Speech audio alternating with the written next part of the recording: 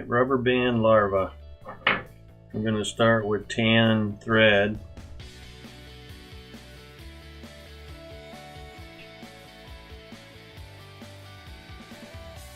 And this is actually a size 10 nymph hook. You'll see why it's so I have to use such a long hook in a minute, but reality is a lot of caddis larvae they're huge, and long.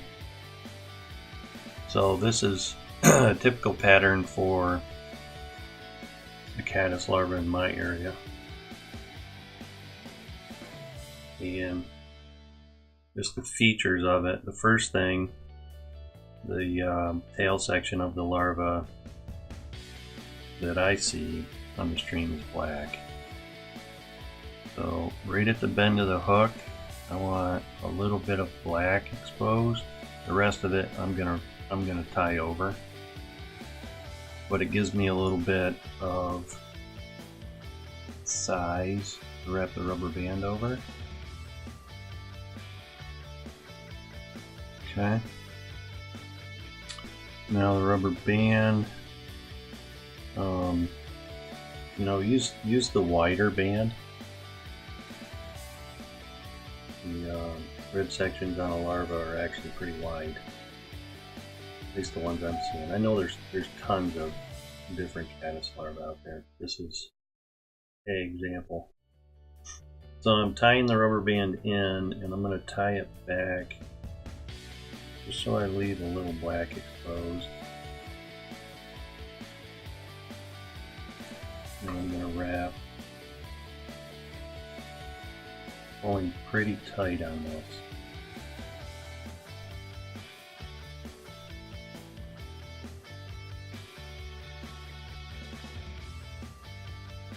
I'm going to go about just a little past halfway up the shank is good.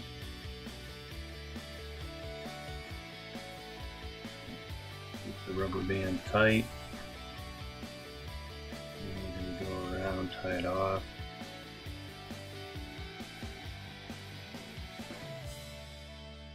Okay. And then trim this.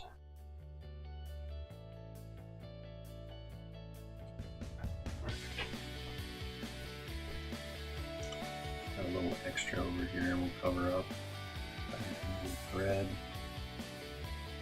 Alright, so the other, I don't know, key feature of this type of larva that I'm seeing on our streams is not only does it have a big head, it's glossy.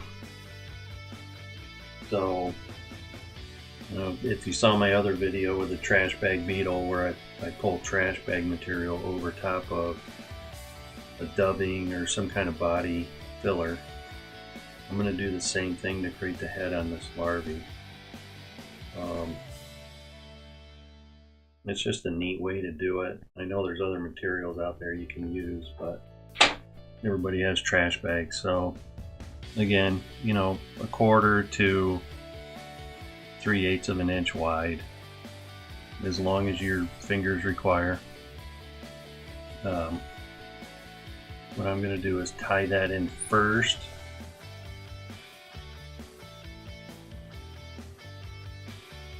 Lay it right over the middle of the shank. Pull back.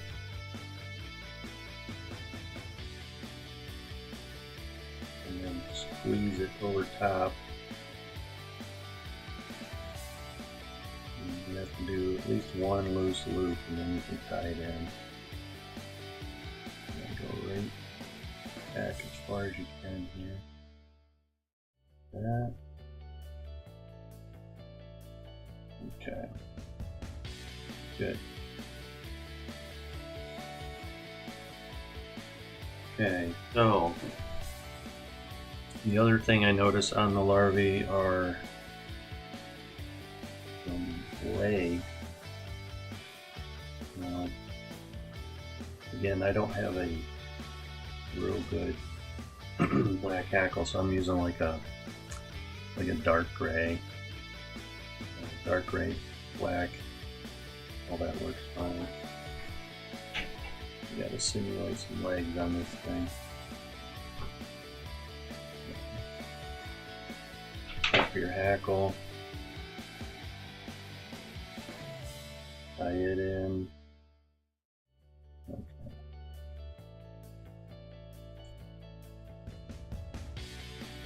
And the head.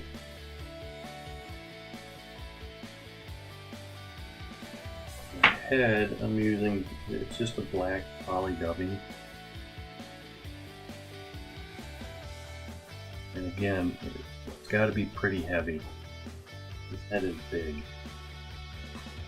I don't know, maybe I found a mutant larvae on the creek, but it had a giant head. So when we pull the trash bag over, we're going to crush most of it. Go through about right here. I'm just creating a ball. That's all I'm doing. Alright. Thread out of the way. And now, with your hackle.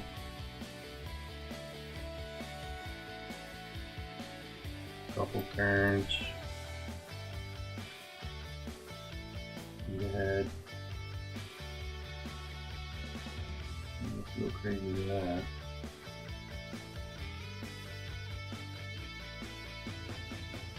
Tie it off.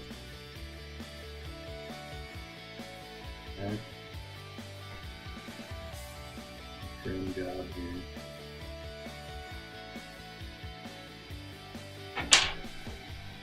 Okay, so now work your thread back to where you want to tie this trash bag off. Create the head.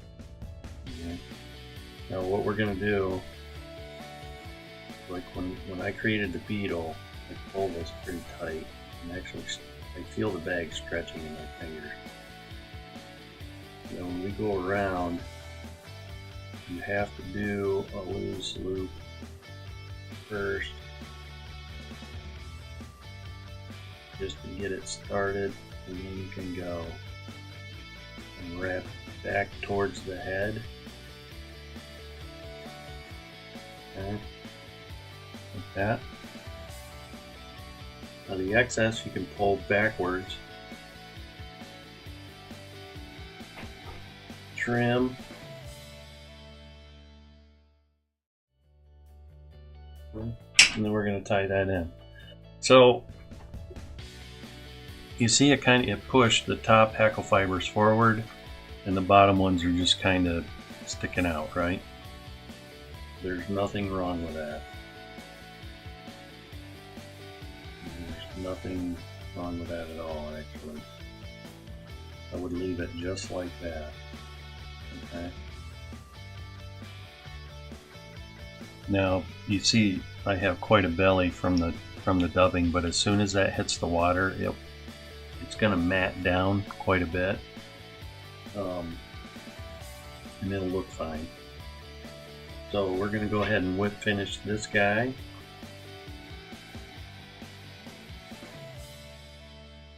Maybe.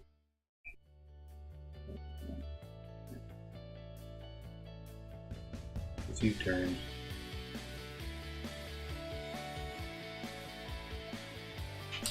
All right.